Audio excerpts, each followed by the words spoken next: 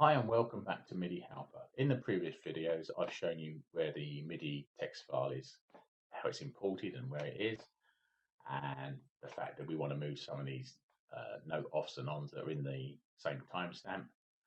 And previously, I've shown you using the move by channel 10, using these sliders, how you can move the note off, bearing in mind that this is the minimum value that it's found, and these have to be slightly lower than that, so it ensures that the MIDI note off is just a little way past the note on. Okay, we're going to use the auto feature here, and I've pressed the button to save a bit of time. Even with my i7, it's taking a bit of time to work out. So that's the auto move button. In this case, it's taken just a little over 4 minutes, but it's actually done an awful lot of work. So what's happened? These are the note ons, and these are the times between the note on. So that's the note on there, note on there. That's a time difference between the two in MIDI time. And that particular one, we can see that it's basically stayed mostly at 600. There are a few occasions where it's changed. Along the other side of the fence, we seem to have some fairly high numbers as well, like these two here, for argument's sake. And that's because it was obviously doing something, and then it was a fair amount of time before it did the next block. So we've got a problem here, because this timing is going to cause us some problems.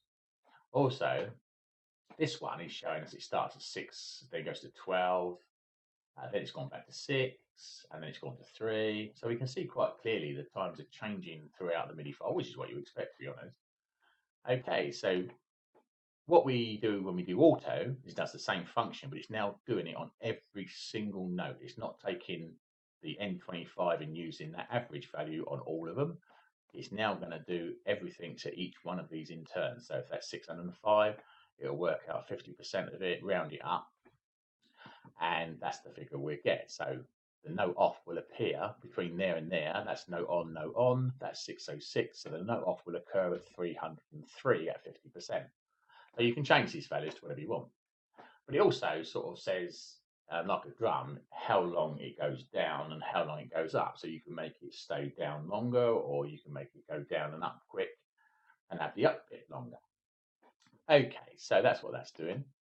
Now, because we've got some high values in here, these here are very high numbers, and that's because you've hit a symbol, and then a few seconds later you've hit a number sync. So these times are way too high.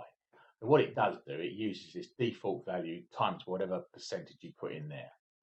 So in this case, it's going to use 160 at 50%. So it's going to move the note off by, well, at 80. So that's what it'll do instead of doing this. The other problem we've got is on the last note, there is no note off to get the difference from. So again, it will use that particular number.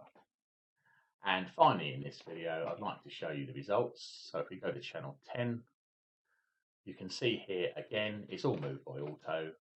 Same thing as before. These are the notes on before. This is how much it's moved it. This time it's a lot more accurate and changes quite considerably. And again, it will move that note 302 from that's note 44, and it's moved it 302 to there.